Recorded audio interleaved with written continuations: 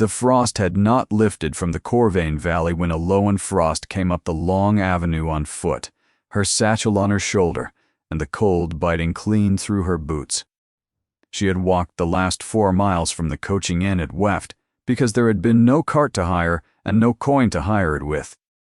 Nothing had steadied her since she read the advertisement and understood by the single word Corvain in it, whose door she was walking toward. She heard the trouble before she saw the house. Not a scream. For Corvain Hall did not scream, but something lower and uglier.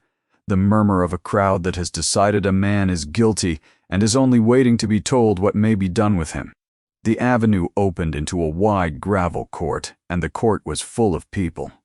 A London chaise stood steaming at the foot of the steps. A knot of grooms had closed around a young footman who could not have been 20. 2 of them held him by the arms, his livery torn at the shoulder, his face gone, the gray of tallow. On a baize-covered table lay a great silver salver, and beside it a spare gentleman in a traveling coat turned it in the light with the particular sorrow of a man who means everyone to know he has been cheated.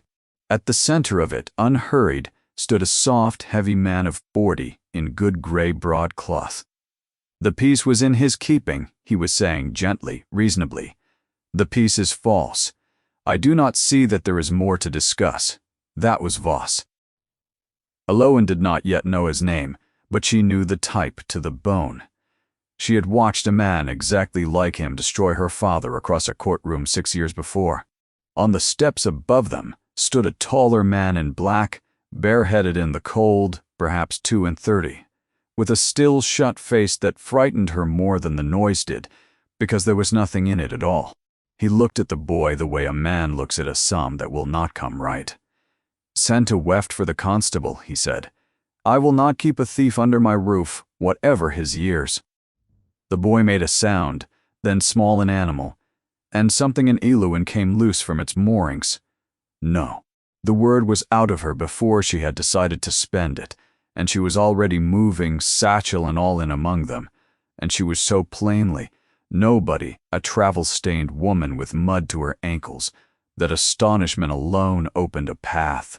She reached the table before a hand rose to stop her. "That salver was in no one's keeping worth the name," she said. "It is a fake." She turned it to the flat winter light, and her hands, unsteady the whole cold walk, went quiet and sure the instant they touched metal. A true Corvain piece of this weight carries the assay leopard and the maker's punch, struck clean and deep. This mark is soft. It was cast, not struck, copied by a man who could counterfeit the picture of a hallmark, but not the pressure of the tool that cut it. It rings dull, and it is 3 ounces light. Whoever took the real salver did not take it from this boy. They took it long ago, left this in its cradle, and waited for some honest fool to be blamed the day it was missed. For a moment nobody moved. The London dealer bent very slowly over the mark she had named, and his face changed. The soft gray man recovered first. "A remarkable performance," said Voss, smiling now. "From a young person no one appears to have invited." But the smile did not reach his eyes, and Eluan, who read men the way she read silver, saw the thing move behind it for half a second before it was smoothed away. He was afraid of her. He had been comfortable until she opened her mouth, and now he was not. "Let the boy go," said the man on the steps. They let the boy go. The Duke of Corvain came down 2 steps and stopped. Close to, he was younger than the coat had made him, and wearier. He looked at her muddy hem, her cheap satchel, the steadiness of her hand still resting on the false salver, and whatever he saw did not warm him by a degree.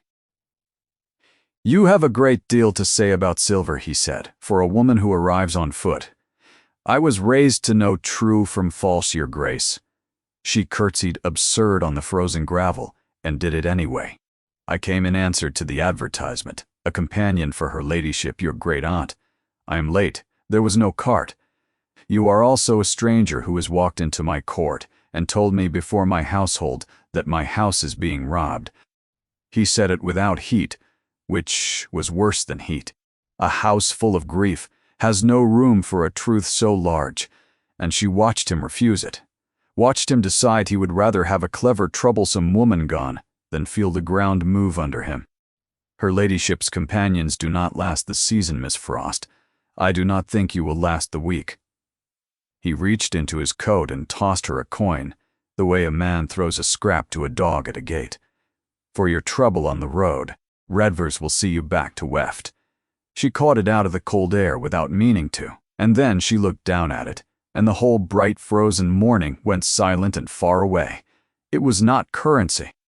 It was one of the old private Corvain strikes, and on its face was the Corvain wyvern, wings raised, a ring held in its jaws. Eloin knew that wyvern the way she knew her own hands, because she had watched it made, line by patient line, in a lamplit workshop.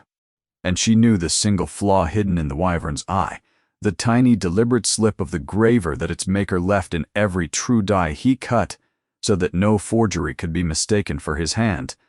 Her father's mark, her father's coin. Her father, who had died disgraced in jail, swearing he had never in his life struck a false piece. She closed her fingers over it so her face could not be read. The old butler Redvers, a gray, upright man of 60 come down to see her off, was already at her shoulder. He had watched a great many companions come and go, and had learned to tell within the hour which would break. He did not know why, but he marked how this one had gone white, not at the dismissal which she took like weather, but at the sight of a worthless old coin. He filed it away where he kept such things. "This way, miss," he said, not unkindly. She had turned to follow him down the avenue when a maid came flying from the great door, cap askew. "Mr. Redvers, her ladyship says the young woman is on no account to be sent away." She will see her. Directly on the steps, the Duke had already turned his back and gone in, and did not hear it. But Eloin heard it, and she stood in the middle of the frozen court with her father's coin shut hard in her fist, and understood that she was not going to be able to leave this house after all, and that she no longer had the least intention of trying. Her name was not Frost. Frost had been her mother's name, and her mother was 8 years dead, and a dead woman's name was a good place for a living woman to hide. She was Eloin Ravel, and her father had been Ambrose Ravel, the finest die sinker in 3 counties, the man the old Duke of Corvain had trusted to cut the estate seals and strike its private coin. She had grown up in the smell of hot metal and lamp oil, on a stool at his elbow, reading a hallmark before she could properly read a book. Metal keeps faith. He had taught her gold and silver do not lie. Only the hand that works them lies. And even a lying hand leaves a mark for anyone patient enough to look. She had believed it, as other children believe their prayers. Then, when she was 19, false Corvain coin began to appear in the county. Light base, beautifully made, and the trail of it, laid with great care, led to Ambrose Ravel's own workshop, to dies he swore he had never cut. A young clerk of the estate had stood in the witness box, soft and grieved and reasonable, and buried him in gentle words. Her father went to jail, an innocent man, and died there within the year, of the damp and the shame together, saying to the last that the true forger had used his name because his name was the surest to pin it on. Eloin had been 19, and alone, and worth nothing. She had gone into service under her mother's name in a far county, and made herself small, and she had spent 6 years invisible, because a convicted forger's daughter is turned out of any respectable door the moment she is known, and because she had learned young that a girl who is not seen cannot be hurt. She had not come to Corvain for a wage. She had come because that same soft clerk who ruined her father was now, she had heard, the Duke's own steward, grown fat in a great man's trust, and because somewhere in this dying house there might yet be the one thing that could turn the lie back into the truth. She had meant only to look and to listen, and to keep her head down until she found it. She had not meant to catch her father's own graver stroke out of the air on the first hour of the first morning. She opened her hand in the cold and looked at the wyvern's flawed eye, and thought, his hand was here. The truth is somewhere in these walls, in metal, where it cannot lie. I have only to stay unseen long enough to find it. 6 months, perhaps. She could be invisible for 6 months. She had been invisible most of her life. She closed her hand and went in to meet the old woman who had refused to let her go. Corvain Hall was dying, and it took Alowan less than a week to see the shape of it. It was a beautiful thing to watch die. The house stood long and pale above its own frozen valley, honest gray stone that had kept 200 years of weather, and it was failing quietly from the inside, the way a proud man fails, without complaint and with everyone in it too well-mannered to say the word aloud. Half the great rooms stood shrouded. The long gallery smelled of damp from a gutter broken a year and never climbed to. In the kitchens the range smoked and the cook wept over meat that came in short weight and could not be sent back, because Mr. Voss settled with the tradesmen, and Mr. Voss would not be told his business by a cook. But the true rot was in the metal, and the metal was where Elowen could not help but look. Corvain had been famous for its plate, chests of it, 2 centuries of christening cups, and the great chaste service that had fed kings. Now, when the maids brought pieces up for her to count into the presses, her ladyship, hearing what the stranger had done in the court, had set her to the linen and the plate at once. Alowan found the collection quietly hollowed. A cup rang false under her thumbnail. A salver had gone light and soft in the mark. The pattern was always gentle, the true piece, sent to London for cleaning, a cast copy come home in its place, near enough that a grieving master who never handled his own silver would never know. The real metal went out of the house in a slow bright river and did not come back, and no name was ever set against it, and every key to the plate room and the strong room hung on one ring, at the belt of one soft, heavy man. There had been no housekeeper at Corvain since the old one died 2 winters past, only Mr. Shab, Voss, who held all the keys and answered to no one, in a house whose master could not bear to look up from his grief long enough to ask him a single question. For the Duke was grieving, and the whole house arranged itself around that grief like furniture, around a cold hearth. His Duchess, Rosamond, they had loved her, had died in the spring of the year before, and since then, they told Elowen in low voices, his Grace had not opened the east wing where her rooms lay, nor spoken her name if he could help it, nor looked at any of the 100 things that wanted doing, because everyone had once been hers. He signed what Voss set before him. He rode out alone, and through the cold passages drifted the one thing that undid Elowen more than all the rest, a little girl of 6, the Lady Linnet, the Duke's own daughter, who had not spoken a single word to a living soul since the morning her mother died. Elowen stood in the plate room, with a false cup cold in her hand, and understood the whole terrible shape of it at once. The scheme gutting this house was the very scheme that had destroyed her father. The same patient hand, the same soft clerk, the same slow theft, dressed as honest bookkeeping. She had walked across a county, and into the one house in England where her oldest enemy sat, fat and trusted by the fire. Every sensible thing in her said the same quiet word: say nothing, keep to the linen. A forger's daughter who accuses a duke's own steward will be turned out by nightfall and traced by morning. It was not her house, it was not her fight, but her father's coin lay warm against her breastbone where she had hidden it, the flawed wyvern watching, and she was not at all sure, standing there in the cold, how long she would be able to keep her tongue. The old woman was waiting for her in the south parlor, which was the one room in Corvain that had been allowed to stay properly warm. A fire the size of a cottage hearth burned in it. In a high-backed chair beside the fire sat the smallest, straightest old woman Elowen had ever seen, wrapped to the chin in gray wool, with a face like a folded map and 2 black eyes that had plainly not surrendered a single thing to age. "So," said Lady Araminta, "you are the young person who told my great-nephew, in his own court, in front of the fishmonger's boy and the vicar's wife, and God knows who besides, that he is being systematically robbed." She did not sound displeased. She sounded, if anything, refreshed. "Come here, not there, where the light falls on your face." I like to see the face of a person who is lying to me, and everyone lies to me, so I have grown particular about the view. Eloan came and stood in the light. I told his grace the truth, my lady. I am quite certain you did. That is not at all the same as telling me all of it. The black eyes traveled over her, unhurried, the way Eloan's own eyes traveled over a doubtful mark. You handled that salver like a woman who has handled 10,000 before it. You named the assay leopard and the maker's punch as easily as I should name my own grandchildren, of whom I have too many, and like too few. A companion does not know such things. A jeweler's widow, perhaps, a silversmith's daughter.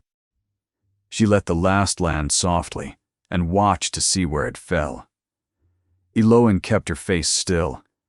My father dealt a little in plate, my lady, before he died, May. The old woman did not believe her, and did not, for the moment, press it, which frightened Eloan more than pressing would have. I shall not pull your history out of you today. I am too old to enjoy a chase that takes more than an afternoon. But understand me, girl, I did not put that advertisement in the paper because I want a companion. I have outlived every companion the agencies could send and buried most of them out of sheer boredom. I put it in because I have sat in this chair for 2 years, watching this house be carried out of its own doors, piece by piece. And not one soul under this roof will say the word aloud, and I am too old and too disregarded to say it to any purpose. An old woman who complains of theft is called fanciful and given a tonic. Her knotted hands tightened on the chair arms. I wanted eyes. I did not expect them to walk up my drive and prove themselves before luncheon, but I have learned to take what Providence sends and not quibble over the wrapping. My lady, be quiet. I am giving you something, and you will let me finish giving it. She reached to the little table at her side and lifted a ring of keys, old iron and brass, worn bright at the wards, and held it out across the fire-warmed air. The still room, the linen, the plate presses, the book in which every piece sent to London for cleaning is entered. And I have no doubt entered falsely. My great-nephew has given the running of this house to one man who answers to nobody. I am giving a corner of it back to you, on my authority, which, in this house, is a good deal older than Mr. Voss's, and considerably harder to unseat. We shall see what you find. Eloan looked at the keys and did not take them. My lady, his grace told me himself I would not last the week. Something crossed the old face that in a less dignified woman would have been delight. Did he? Then you have until Candlemas to make yourself into a thing this house cannot remember how to do without, and by Candlemas, when he looks up from his grief for 1 hour, and asks who mended it all, I intend to have the pleasure of telling him. She shook the keys once, impatient. Take them, girl. The day will come when a man tries to lift them off you again. When it does, you keep your hand closed. Eloan took the keys. They were heavier than she had expected. She did not yet understand that she had just been handed the whole house. The servants' hall had a wager on her by the end of the first week, and everyone knew of it. And Eloan knew of it too, because a woman who has been invisible her whole life hears a great deal that louder people miss. "A shilling," said the new companion, would be packed off by Candlemas, worn out like the 3 before her by the cold rooms and the shut master and the soft steward who ruled them both. Even the ones who liked her had put their money on the month. She did not resent it. She thought it, on the whole, a very sensible bet. She had made much the same one herself, walking up the drive. She did not mean to win it by argument. She had never in her life won anything by argument, and she distrusted anyone who did. She meant to win it the only way she trusted, by taking hold, one after another, of the things nobody else would touch, and doing them so quietly and so well that the house would wake one morning and find it could no longer recall how it had managed before her. She began with the range, because a kitchen that cannot cook is a house that cannot heal. She had the flue swept, which cost 10 pence in a morning, and the smoking stopped for the first time in a year, and Mrs. Ray the cook wept over it, and then, ashamed of weeping, gave Aloan the first hot meal she had eaten in a fortnight. She sent the short-weight meat back to the butcher and wept, with a note in her own hand, courteous and immovable. And the next joint came in, honest. She turned out the linen presses and had every sheet washed, mended, and turned, and where the linen had rotted, she cut it down for bandages and dusters so that nothing was wasted, because waste was the one thing in the world she could not abide the sight of. Metal keeps faith, her father had said, and so, she thought, does linen, and a swept flue, and a fair account. Honest things endure. It was only people who needed watching. Jory, the young footman she had saved on the gravel, would have walked into the sea for her, and said so twice. He became her eyes below stairs without her asking. Tamsin, the youngest housemaid, who had been crying into the coal scuttle since Michaelmas, began instead to bring her troubles up to Aloan's door. Even Redvers, the old butler, who trusted no one under 60 on principle, took to carrying the household's small, insoluble questions to her that he had used to carry uselessly to a grieving master's shut door. Within a month she had, without a title, and without once raising her voice, begun to run Corvain Hall.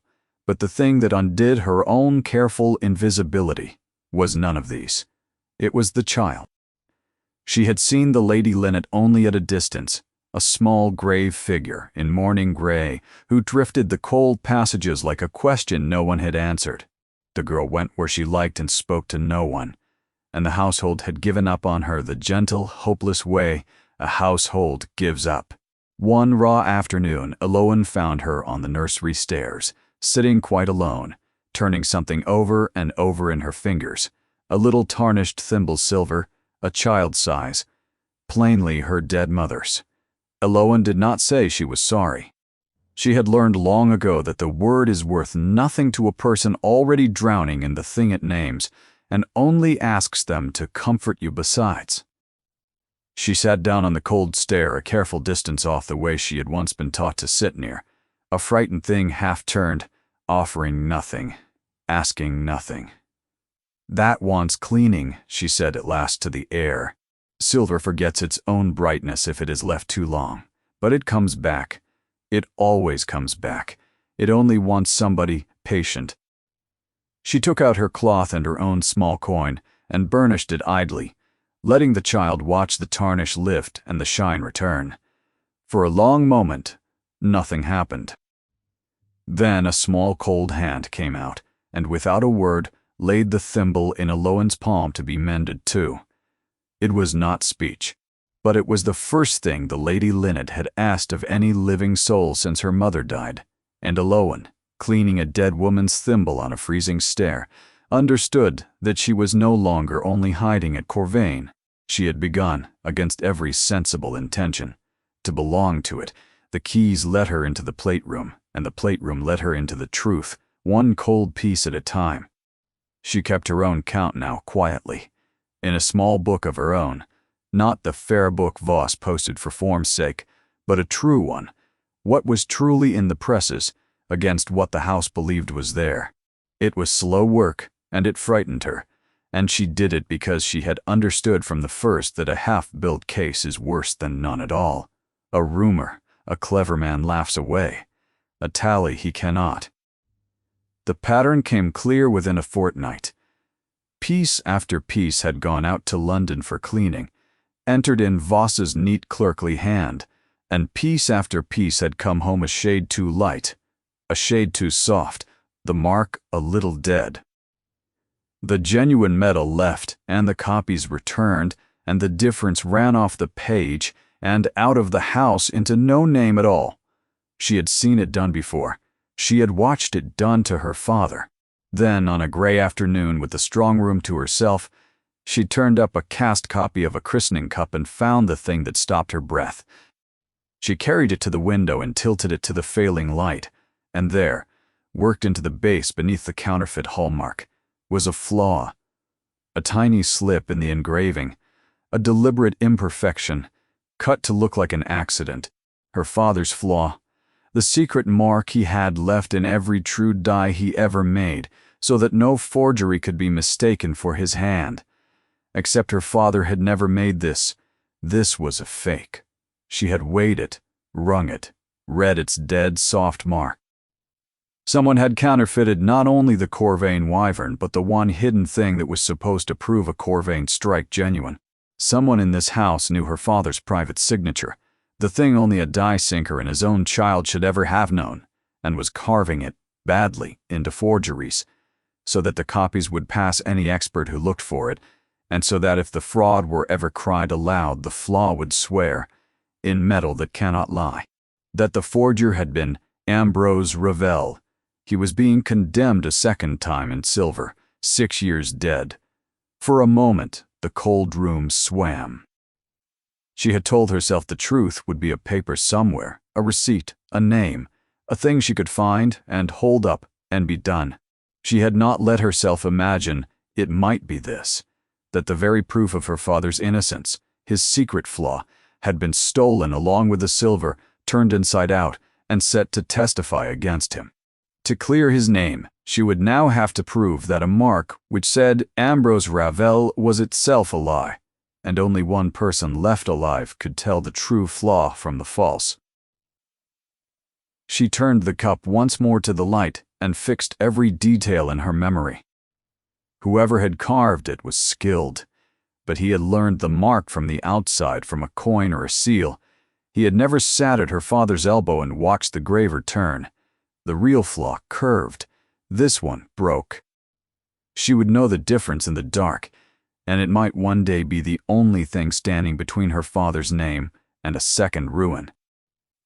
Then she heard, very softly, the outer door open behind her, and the unhurried, heavy tread of a man who wore all the keys of the house at his belt. She had the false cup back on its shelf, corner to corner as it had stood, and her slate in her hand, before she turned. "You keep a great many books these days, Miss Frost," said Voss, filling the doorway. "For a companion." The Duke of Corvain came to notice her slowly, the way a man notices that a sound which has troubled him for months has stopped. He did not go to the plate room or the still room. Those were another country, one he had not entered since his wife had run them. But he could not help observing that the passage to his study, which he had walked in the dark for a year, was warm now, and lit, the sconces burning clean, that the coffee came hot, that the silver on his own table had stopped ringing dead under his knife, and rang again like silver. He had eaten for a year off his own robbery, and never once known it, and now, without being told how, he ate off the truth. "Who has done all this?" he asked Redvers one evening. "Miss Frost, your grace. Her ladyship set her to it." The old butler paused. "The house goes easier since she came, if your grace will permit me to say so." He met her 3 days later in the library, which was the one room in Corvain he still used, not to read but to sit with a shut book on his knee and a fire burned low, in the company of everything he could not bear to think about. She had been sent to find a volume for Lady Araminta, and when she saw him, she made to withdraw. "Stay," he said. "Find her book. You do not disturb me."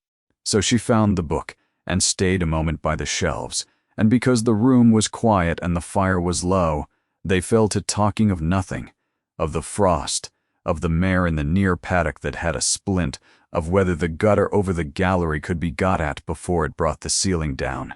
And after that, by no arrangement either of them would have admitted to, she came to the library most evenings, and he was most evenings there. And the long north room became a country the two of them shared without ever quite saying so. He was, she found, exactly what his great-aunt had called him. Not cold, but a man who had been holding his breath since the spring his wife died, and had forgotten there was any other way to live. But under the shut face was dry, careful humor, and a great buried gentleness gone all to grief, like a walled garden left to the nettles, because the one who used to tend it is gone. He spoke of Rosamond once, and only once. It was late, and the embers had fallen in, and he said, without looking at her, "She sat in that chair where you are now. She used to tell me which of my tenants were quarreling, and which of my horses were lame, and which of my servants were in love, and I never believed the half of it. And she was always right. He turned the shut book over in his hands. I was 3 days right away when she took ill. Business that would not wait. I have never since been able to remember a single thing it was. Eloan did not tell him she was sorry. The word only pressed a grieving man to look after your feelings on top of his own, and she had never had the use of it. She said instead, "Then she left you a great deal to carry. And you have carried it by not looking at it, which is a way of carrying a thing, only it grows no lighter." Something moved in his face that was not quite anger. "You are very frank for a companion. I keep being told so, Your Grace." It was there, in that thawing, that the child undid them both. The door opened, and Lady Linnet came in. She had taken to following Eloan through the house like a small, silent shadow, and crossed the whole long room, past her own father, and stood at Eloan's knee, and slipped one cold small hand into hers as simply as if she had done it every day of her life. The Duke of Corvain went very still. Eloan understood, watching his face, that his daughter had not touched a living soul, nor let herself be touched since the morning her mother died. He looked at the small hand in the stranger's, and at the stranger, and for a moment his whole shut face was open and terrible and afraid, like a man who has seen, through a window, a lamp lit in a house he had believed was empty. "That is all, Miss Frost," he said at last roughly, and got up and went out, because he could not stay. But for the first time in a year, the house around him did not feel like a set of rooms with the shutters nailed to. And that frightened him more than grief had. We'll pause here just a moment. If Eloan's story has taken hold of you, and you want to see how it ends, take a second to subscribe before we go on. It helps more than you know. Now, back to Corvain Hall. Voss had caught her in the strong room with his soft, for a companion, and she had walked past him with her slate and her steady face, and her hands had not begun to shake until she was on the stair. But the fright of it settled something in her, the way cold water settles a fever, because standing that close to him, she had at last been certain. She had told herself for weeks that he was only the type, that grief and coincidence had put a soft, smiling, robbing man in her path who merely resembled the one who had ruined her father. She let herself doubt it no longer. It was his hand that had settled it. She had seen the writing in his fare book, the neat clerkly copperplate in which Corvain's plate went out for cleaning and never came home. And she had seen that same hand once before, 6 years ago, on the deposition that destroyed Ambrose Ravel. The careful, grieved, reasonable words of a young estate clerk, named in the margin as one Josiah Voss. She had kept a copy of that paper, the way some people keep a lock of hair. That night, alone with a candle, she laid the two hands side by side, the loop of the same G, the same mean little tail on the same Y, and there was no more doubting to be done. The man who had built his fortune on her father's grave was steward of the house her father had served, robbing it by the identical trick, and stamping her father's stolen signature into the forgeries so that a dead man would take the blame a second time if it ever came to light. She sat with that a long while. And somewhere in the small hours she crossed a line she had spent 6 careful years refusing to go near. All her life, being unseen had been her one safety. A girl who is not noticed cannot be hurt. A forger's daughter who keeps to the linen cannot be traced. She had come to Corvain meaning to find her proof in the dark and slip away with it, still invisible, and clear her father's name from somewhere far off and safe. She understood now that it could not be done from the dark. A rumor, a whisper, a paper posted anonymously. Voss would laugh it away as he had laughed away everything, and turn and destroy her the way he had destroyed her father, and be believed, because he was trusted and she was no one. To beat a man who had built his whole quiet theft on there being no one in the house who looked, or listened, or wrote things down, she would have to become exactly that person, out in the open with her name on it. She would have to be seen. She was more afraid of that than of Voss, but she was done running from it. She began the next morning to build her case the way her father had taught her to cut a die, slowly, in her own hand, one true line at a time, and never a stroke that could not be defended. On her half-days, she walked the 4 miles to Weft, to the crooked shop of old Master Tobias Fell. He had been the finest silversmith in the county before his sight went, and he had known Ambrose Ravel 40 years. And when Eowyn shut the shop door behind her and said, quietly, whose daughter she was, the old blind man put out both his ruined hands and felt her face like a man reading a mark, and wept. They said it was Ambrose, he said. I never believed it. A man does not spend 30 years hiding a true mark in his dies and then coin base metal for a few dirty guineas. But I was blind and old, and no one asks the blind. He gripped her wrists. Is he cleared? Tell me you have come to clear him. I have come to try. I have found his flaw. Master Fell, copied. Someone in the great house learned it and stamps it into the forgeries. The old man went very still. Then be careful, child. A man who would forge a dead friend's signature to condemn him twice is a man with nothing left in the world to lose. His clouded eyes turned toward her. But bring me the pieces when the day comes. I cannot see a hallmark. I can feel one, and my hands have never once lied, and no jury in England will call an old blind smith a schemer. I will swear to the true and the false by weight and voice alone, on whatever they ask me to swear on. I owe your father that. I have owed it 6 years. And he swore it, then on his own dead hands. And Eowyn walked back the 4 miles with the first true witness of her life at her back, and felt less alone than she had since she was 19. She got the London dealer's direction from the cleaning entries, and wrote, in her fair, invisible way, as a lady settling a household question, and had back the name of the very shop where Corvain's true plate had been quietly sold. Piece by piece the case grew, and she kept it where no maid would think to look and no steward would dare. In a false bottom she had made herself in her own workbox, under the thimbles and the darning wool. And it was into the middle of this careful, dangerous work that Mrs. Verena Crale came to Corvain. She was the Duke's cousin, the daughter of his father's sister, and she had been born to a great deal more than she now had, for her own father had gambled the family portion into the sea, and her husband had died and left her a widow's pittance that thinned with every quarter. She was 35, handsome in a hard, bright way, and since Rosamond's death she had come to Corvain oftener and stayed longer, with the patience of a woman who means, if she cannot be a house's mistress, to be at least the power behind its shut door. She and Voss had understood one another for years. Her small county debts were quietly settled out of the estate's quiet river. In return, she smoothed the steward's way to the grieving master, and asked no questions about the silver. Each propped the other, neither could have done it alone. Mrs. Crale had been at Corvain 3 days when she saw what had grown up in the garden while their backs were turned. The warm passages, the true silver, the small brown companion who moved through the house as though she owned it, and the Duke's own eyes following her out of a room. Voss saw a competent nuisance. Mrs. Crale, who was a great deal cleverer, saw something else within the week. She saw that the companion was not merely capable, but hiding, and a woman who watches other people for a living can always tell another woman who is holding her breath.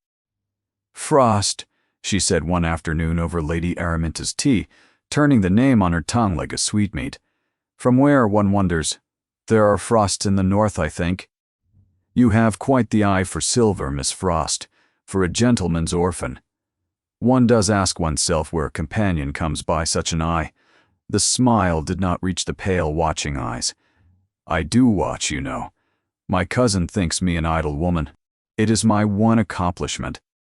And Eowyn, meeting that bright, hard gaze, understood that she had found the second and by far the more dangerous of her enemies, and that the race was now on, in the dark, to see whether she could finish her father's case before Mrs. Verena Crale finished hers. Spring came on toward Corvain in the way it does in the north, grudging and sudden, and Eowyn built her case to the last of the frosts, mostly by a single candle with her door bolted, because she had understood from the first that a half-built proof is worse than none. Twice, Voss nearly had her. Once he came on her in the North Passage at dusk, her candle in one hand and her father's coin, which she had been comparing against a fresh forgery, still warm in her closed fist. He asked her softly what business a companion had so near his office after dark, and stood close enough that she could have counted the buttons on his waistcoat. She made herself yawn and say she was seeing the presses locked for the night, which was true, and he could not gainsay it, but his pale eyes went to her closed hand and stayed there a moment too long, and she did not draw a proper breath until his tread had died away down the stair. The second time he simply moved the strong-room ledger to his own locked office so that she should know he knew someone was reading it. She let him think it had frightened her off. She had copied every page a week before. He did not like her being near, and she understood why. His whole quiet theft had been built on there being no one in the house who looked. A companion the tenants and tradesmen had begun to bring their troubles to was exactly such a person, and troubles brought to the right person add up. So, she did her honest work where he could see it, and kept her true book where he could not, and waited, and was very good at waiting. She had learned patience the way other women learn embroidery.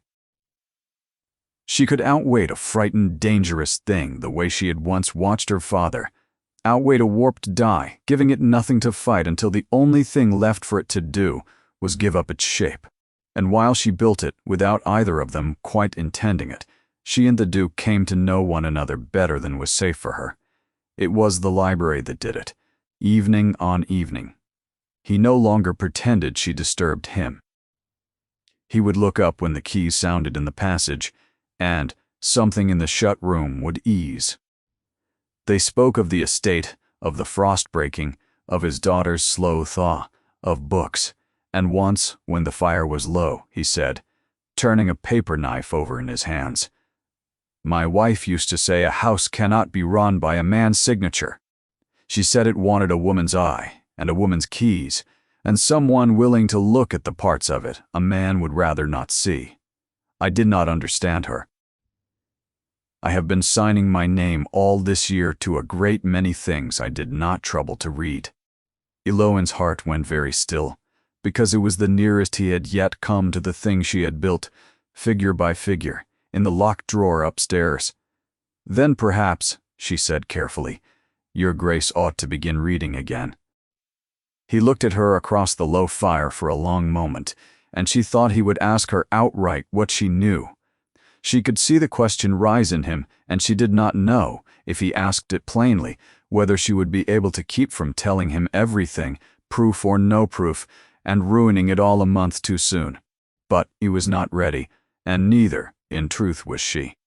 The moment settled with the fire, and they sat on in the shared country of the library, each of them holding one end of the same buried thing, and neither yet ready to draw it out into the light. It was Lady Araminta who made the thing official, in the way old women make things official, which is to say without asking anyone's leave. One raw morning, she summoned the whole household to the great hall, Redvers and Mrs. Ray and the maids and the grooms, and Voss soft and pink among them, and the Duke himself, drawn down by the unaccustomed stir. And from the depths of her chair she announced that Corvain had gone 2 years without a housekeeper, that this was a disgrace to a great house, and that Miss Frost would hold the office from that day, with the keys of the whole house upon her, and the ordering of every servant in it on her ladyship's own authority. "The county will talk," said Mrs. Crail, very sweetly, into the silence. "The county," said Lady Araminta, "may go hang. I did not bury 2 husbands, and outlive a king to be instructed in my own hall by a woman who dines at my table on my great-nephew's charity." And she looked at Voss while she said it, and did not trouble to pretend she was looking at anyone else. So the great ring of keys came to hang at Eloin's waist for the whole house to see, and their small iron music went before her down every passage, and the maids heard her coming, and the tradesmen at the door heard her coming, and week by week the sound of it became the sound of the house remembering how to be a house. Voss's face. When the keys were named, did not move at all, which was how she knew she had frightened him at last. A man who has held every key in a house for 2 years does not lightly watch them buckled onto someone else. Mrs. Diggs Crale took it better, which was worse. She found Elowen that same afternoon in the china closet, counting cups, and leaned in the doorway with her handsome hard face and watched a while before she spoke. "Housekeeper," she said, tasting it. "How the old woman does dote on you. One almost wonders what you have done to earn it in 4 short months. That 3 grown companions in a 12-month could not." She turned a saucer over in her gloved hand, idly, and set it down. "I have written to some cousins in the north, Miss Frost. I find I cannot place your people, and it frets me. I have a memory for families. It is my one gift, and yours will not come. A gentleman's daughter, with an eye for assay marks and a father who dealt a little in plate. It is a very particular upbringing. One does not learn to weigh silver in the palm at a vicarage." The pale eyes did not blink. "But you need not trouble to explain it to me. Benorth is a small place in the end, and letters are patient things. They always come home." "Then you keep better accounts than I do, Mrs. Crale," Elowen said, and went on counting cups. "For I never learned the trick of watching people. I only ever learned to watch the plate." From the depths of the passage where she was being wheeled to her fire, Lady Araminta made a small, dry sound that in a less dignified woman would have been a laugh. But when the two of them were alone that evening, the old woman did not laugh. She took Elowen's wrist in her knotted hand and held it, and looked at her a long time. "She will find it, girl, whatever it is you are carrying. That one always finds things. It is the only pleasure poverty has left her. Whatever it is, you would best have your proof of the other business built and standing before her letter comes home. For the day the house learns your name, it will stop its ears to your figures, and a true account read by stopped ears is worth nothing at all." She let go. "I do not ask what you are. I asked Providence for eyes, and I have learned not to quibble over the wrapping, but be quick." She wore the keys the evening she gave the Lady Linnet back her mother. She had found it at the bottom of a shrouded press in the east wing, the one wing the Duke would not enter. A little bird of chased silver, no longer than a thumb, a linnet, with a small pierced throat so that it had once, when it was clean, and the mechanism sound been able to pipe 3 thin notes like a real one. It was black with tarnish, and its song was choked with it. Rosamond's plainly, a christening toy for the daughter she had named after it. Elowen sat up 2 nights with her father's finest cloths and her father's patience, and brought the little thing back, the silver up out of the dark to a soft moon-white, the pierced throat cleared grain by grain until it would sing again. She gave it to the child on a gray afternoon in the nursery, without ceremony, folding it into the small hands. "It only wanted somebody patient," she said. "There, now, it remembers." The Lady Linnet held the silver bird to her ear and turned the little key, and it piped its 3 thin notes into the cold nursery, and the child's face broke open, like ice going off a pond in spring. And then, in a voice rusty and cracked from a year of silence, so quiet that Elowen felt it more than heard it, she whispered a single word, "Mammas." Elowen held very still, the way you hold still when a wild thing has come, at last, to your open hand. It was one word, but it was the first the Lady Linnet had spoken since the morning her mother died, and it had come out of a piece of restored silver, and Elowen, who had come to this house believing that metal only ever told the truth about theft, understood for the first time that it could tell the truth about love as well. She did not know that Mrs. Haberwar Crale, passing in the passage, had stopped outside the half-open door and heard the child speak, and understood in an instant exactly how much the small brown companion had come to be worth in that house, and how much, therefore, it would be worth to destroy her before she could be believed. That night, Mrs. Dowler Crale wrote to a cousin married to an attorney in the north, and asked, in the mild way of such letters, whether anyone thereabouts recalled a family named Frost, or, failing that, a gentlewoman of about 25, clever with silver, who had left her people some 6 years since and never been heard of again. The answer took 5 weeks to come, and it came, as such answers do, in the middle of everything else. On the one morning the house was already in an uproar of another kind, for on that same bright April morning a hired chaise came up the Corvain Avenue, and out of it climbed a lean gray man in black, a lawyer to the bone, with a face Eowyn had last seen across the well of a courtroom when she was 19 years old. Mr. Gaunt had prosecuted her father. He was the old Duke's man of law once, and the new Duke's now come on. The estate's dull business of leases and a disputed boundary. No plot in it, no scheme, only the blind machinery of the world grinding its wheels together at the worst possible moment. He came up the steps drawing off his gloves, and Eowyn was crossing the hall, with the keys at her waist and a tray of the returned clean silver in her 2 hands, and he stopped and frowned and looked at her the way a man looks at a word on the tip of his tongue. "I know your face," he said slowly. "I have seen your face. Where have I?" And Mrs. Sumbley, Verena Crail, coming down the great stair at that exact moment, with an opened letter in her hand and a light in her face like a woman laying down a winning card, supplied it for him. "Ravel," she said, clear and sweet, so that it carried the length of the hall. "Her name is Ravel. She is the daughter of Ambrose Ravel, the forger, the man who was broken for coining against this very estate and died disgraced in jail for it. She came down the last stairs unhurried, savoring it. Miss Frost, indeed. She has been living under a false name in your house, cousin, for 4 months. A convicted forger's daughter, trained to the trade at her father's own bench, set loose among your plate, copying your accounts, and telling anyone who will listen that your honest steward is a thief." The tray went down.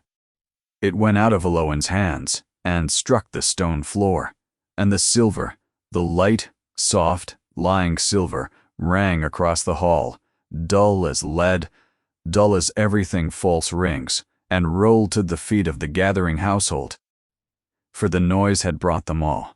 Mrs. Ray with flour to her elbows, Tamsin with a duster still in her fist, Jory white to the lips, old Redvers, the grooms, come in from the yard.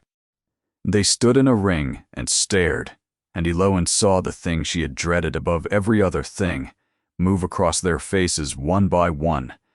The small, terrible adjustment of people who have loved you deciding, in an instant, that they never knew you at all.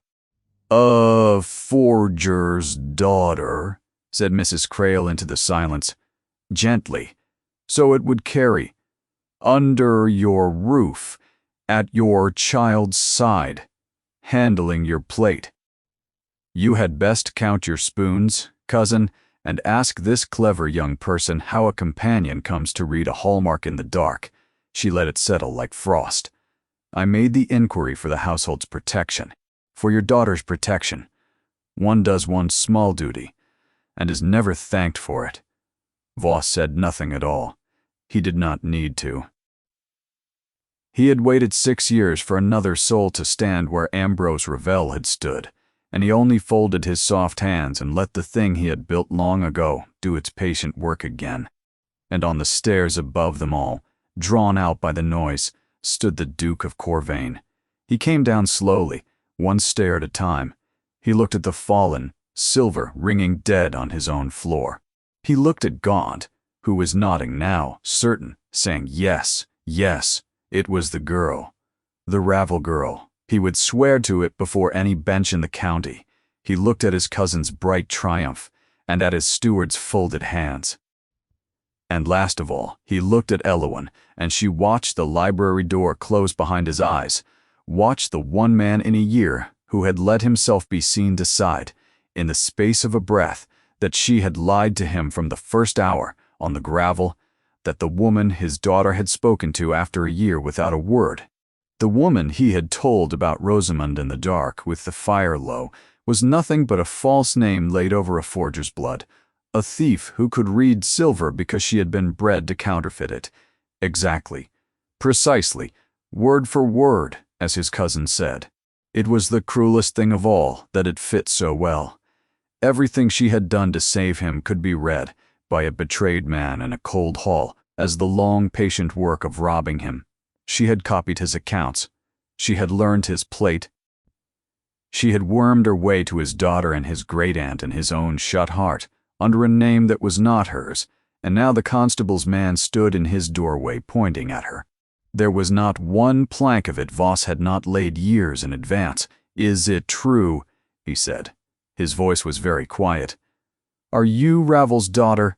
"She saved my neck, your grace," Jory burst out, from the ring of servants, his voice cracking.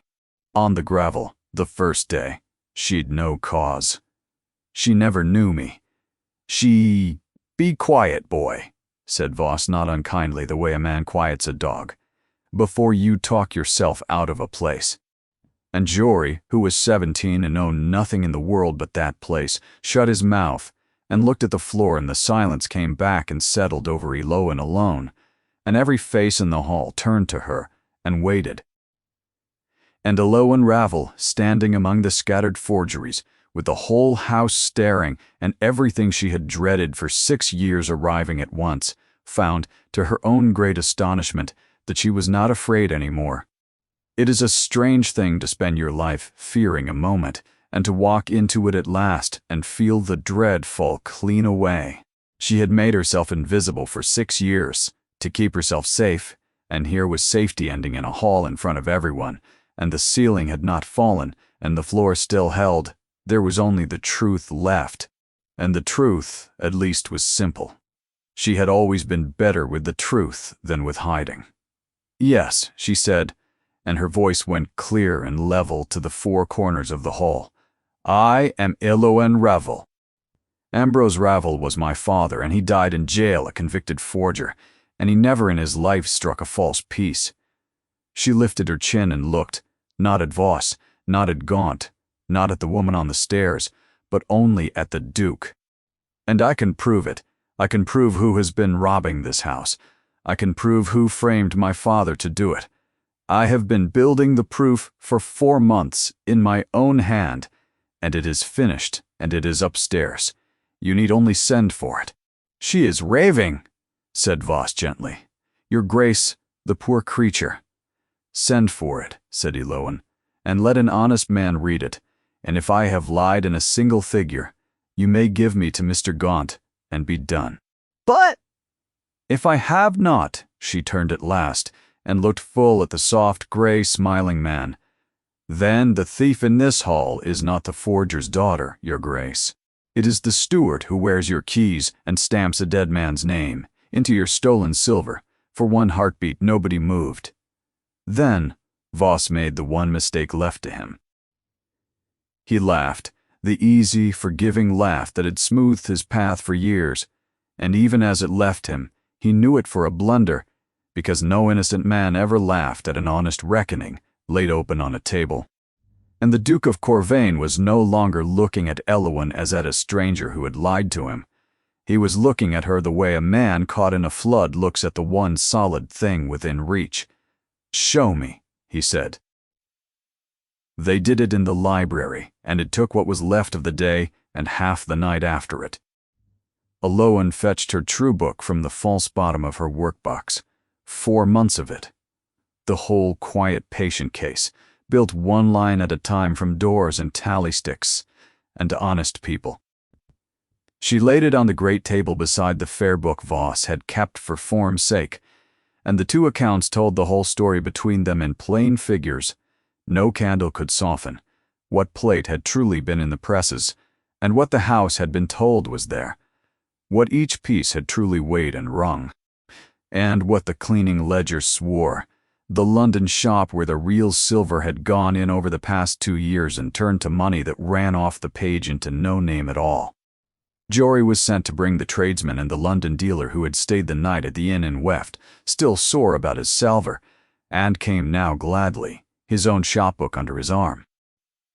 He named the shop off Cheapside where Corvain's true plate had been bought over the past 2 years, and the man who had bought it, and the prices matched to the shilling the sums that had run off the bottom of Voss's fare book into no name at all. Then old Master Tobias Fell was fetched in a cart, blind and shaking, and set at the head of the great table, and they put the pieces into his ruined hands, one at a time. He turned each in his fingers, and weighed it and tapped it with a nail, and held it to his ear, and named it true or false, slow and certain, and set the true ones ringing to his left, and the dead ones dull to his right, and never once in 40 pieces was he wrong. When it was done, the Duke of Corvain, who had watched a blind man read his silver-like scripture, said quietly, "How do you know, when you cannot see the mark?" And the old man answered, "Because true silver answers, when you speak to it, your grace. False silver only sits there and lies." One by one the honest people laid their books and their oaths beside Alowan's, and the figures met, and where they met, they left no room on God's earth for any other story. And then Alowan took up the false christening cup, and told them the last of it, the worst of it, the part that was hers. "My father cut every true die for this house for 30 years, she said, "and in every one he hid a flaw." She turned the cup to the lamp, to the tiny deliberate slip beneath the wyvern's eye. A signature no forger could copy, because no forger knew it was there. Only a die sinker and his own child. It was the proof of a true Corvain strike, and it was the proof when the coining began that my father must have made the false coin too, because the false coin carried his flaw. Her voice did not shake. "But my father never made this cup. It is cast, it is light, it rings dead, and the flaw upon it is wrong." She set it down, and beside it laid her father's own coin, the coin the Duke had tossed her at a gate 4 months before, warm from 4 months against her heart. His hand curved the graver always. So look, the true flaw is a curve. Whoever stole his signature learned it from the outside, from a coin like this one, and copied the shape but not the turn of the tool that made it. On the true die, it curves. On every forgery in this house it breaks. A blind man may feel the difference. My father did not sign these. Someone signed them for him, someone who had studied his mark until he could counterfeit even that and condemn a dead man twice. She looked up. The same someone whose hand wrote the paper that destroyed him. She drew from her workbox the last 2 sheets, the yellowed deposition she had carried 6 years, like a lock of hair, and a leaf torn from the cleaning book in Voss's neat copper plate, and laid them side by side under the lamp. "Compare them, your grace. The loop of the G, the mean small tail on the Y. The way the man crosses a T as though he grudged the ink. One hand wrote that a dead man was a forger, and the same hand entered your silver out. For cleaning it never had Josiah Voss deposed against my father when he was a clerk of this estate. Josiah Voss is your steward now. He did not merely rob you. He practiced the whole of it once before, on a better man, and destroyed him for it, and has slept sound 6 years. The Duke of Corvain bent over the 2 papers a long time in the candlelight. He was not a fool, only a grieving man, which is not the same creature at all, however alike the 2 may look from across a room, and it did not take him long to understand the whole of it. When he straightened, his face was terrible and awake, a man come up out of deep water into a cold, clean air, and when he spoke, it was not to Voss at all. "My wife kept these accounts," he said, to no one to the shut east wing, to the year he had refused to look at. She kept them true, and I could not open them after her because they were in her hand. And I signed whatever was put before me sooner than read a single page she had written. He set his palm flat on the false book. I left a door open, and I called my own blindness grief, and a good man's name has lain in the dirt 6 years so that I need not be troubled to look up from mine. Then he lifted his head, and his voice went down to the bone. "You will leave this house tonight, Voss, and you will stand before the weft bench before noon tomorrow, and every figure this lady has taken will stand there with you, and the coining charge that destroyed Ambrose Ravel will be opened again, and this time it will be read by men who can see. Red verse, watch him pack. He is to touch nothing that rings true. Voss went, in the end, because there was nothing else left for him to do. At the library door he turned once, and all the softness was gone out of him, and he looked at Eloan with a naked, smileless hatred. "You should have kept to your linen," he said. "I know," Eloan agreed. "I never had the knack of it. Good night, Mr. Voss." That left Mrs. Crale. She had sat through the whole long reckoning in the corner of the library, her winning letter crushed to nothing in her lap, watching the machine she had helped to build come apart plank by plank in the candlelight. When Voss was gone, she rose, still upright, still handsome, and staked everything she had left on one last cast, the way a ruined gambler does. "You will turn me out too, I suppose," she said to the Duke.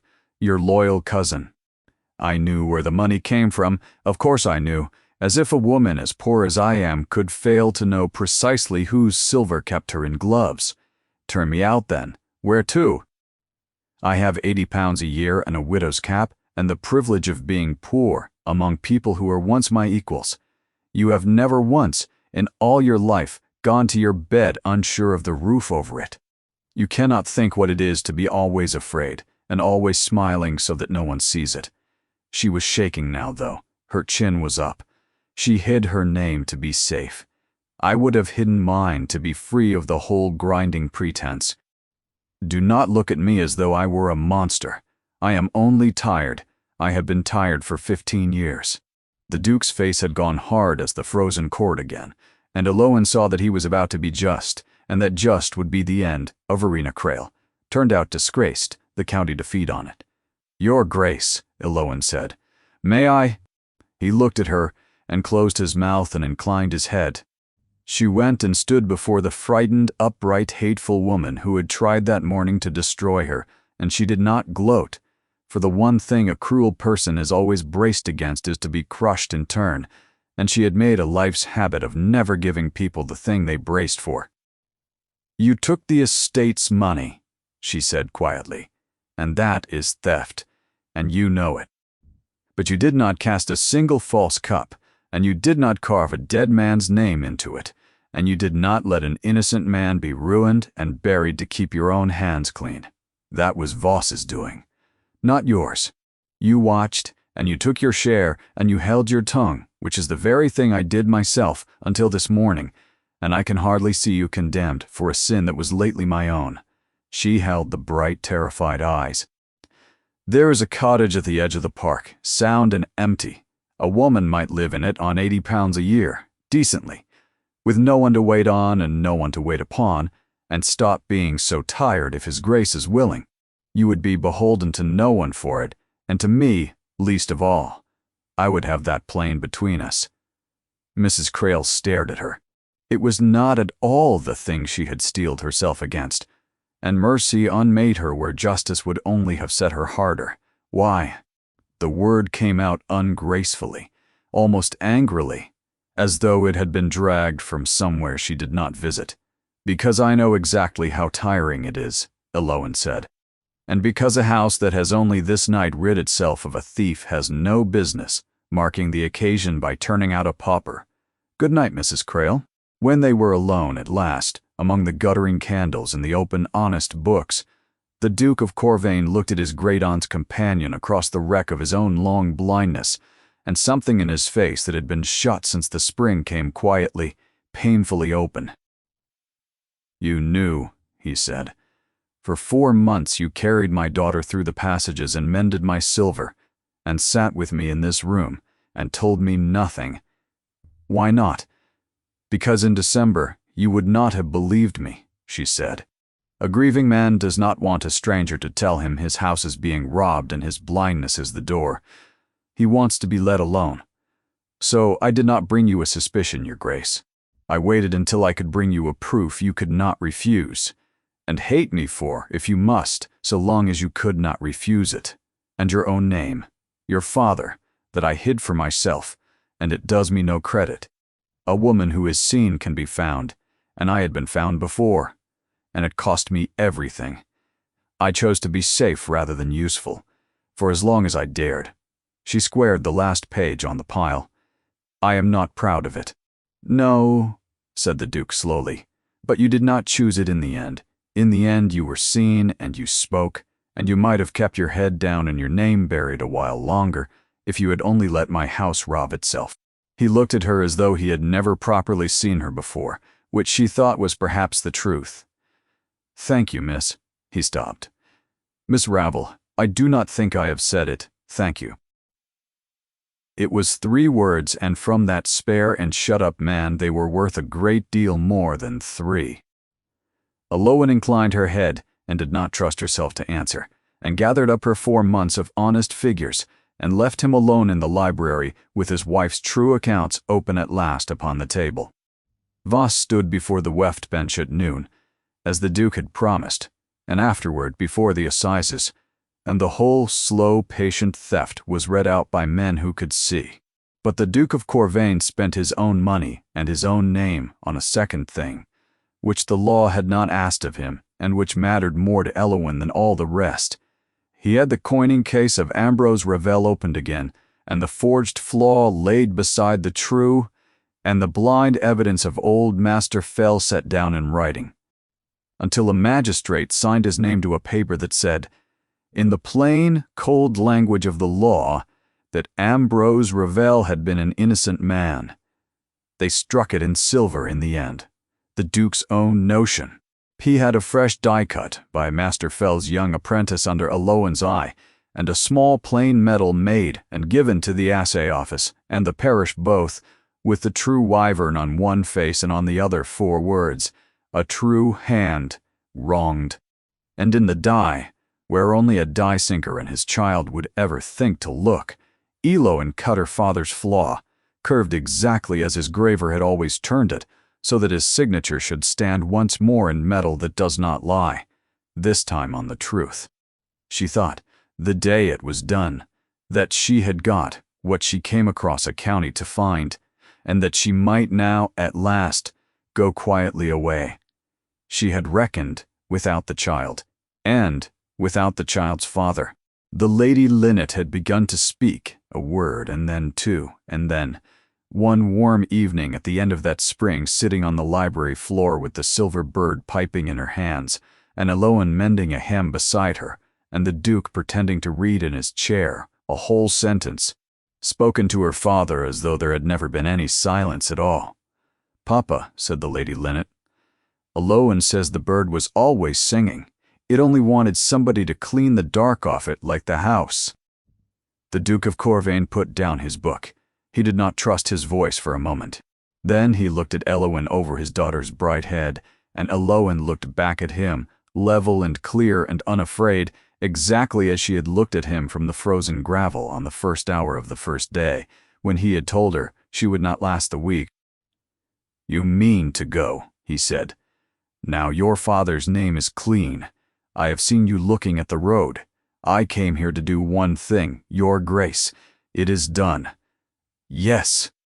He rose, and came and stood before her, and for once the shut face was all the way open, and afraid, and did not try to hide it.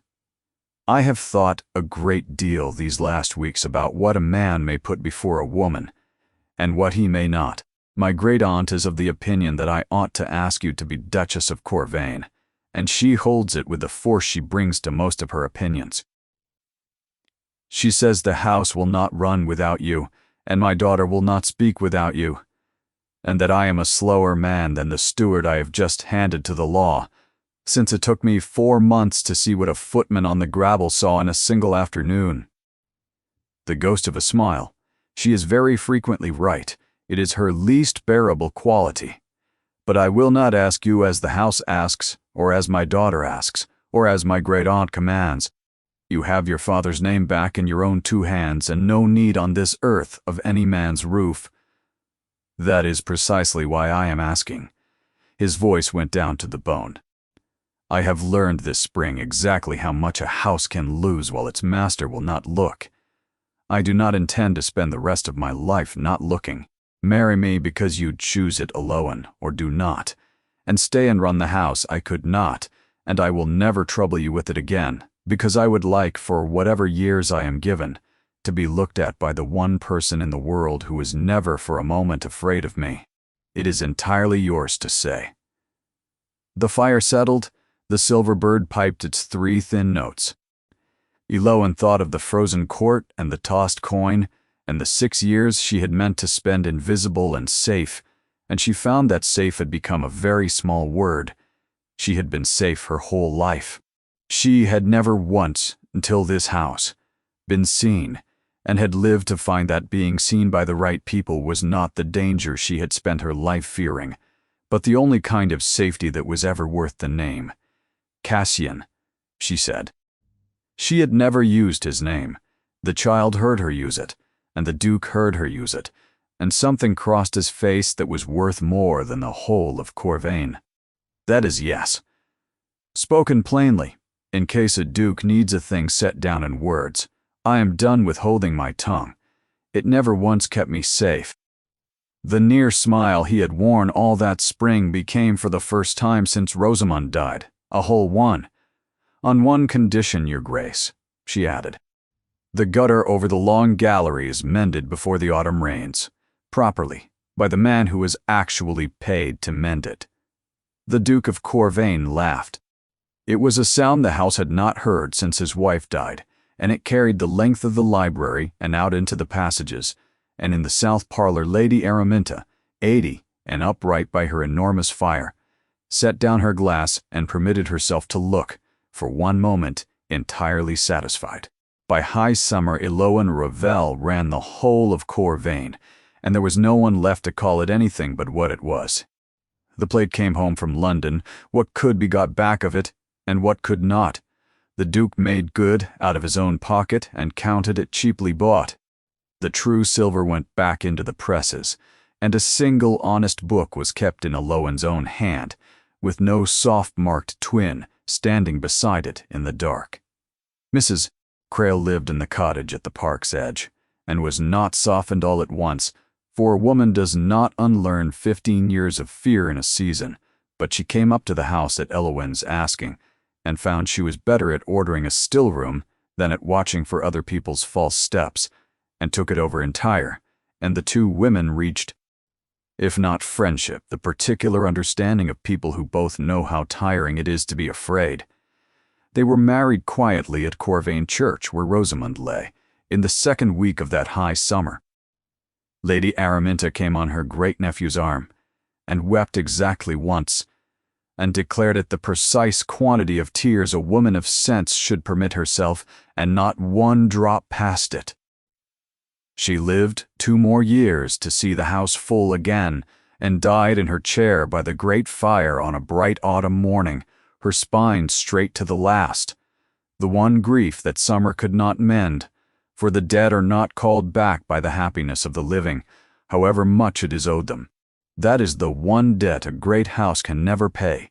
But the Lady Linnet sang about the passages like the bird she was named for.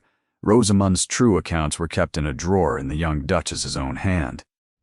And on the mantel of the library, where the master of the house might see it every evening of his life, stood a small silver medal with a wyvern on its face and 4 words on its back, and a flaw beneath the wyvern's eye that curved exactly the way a true hand turns.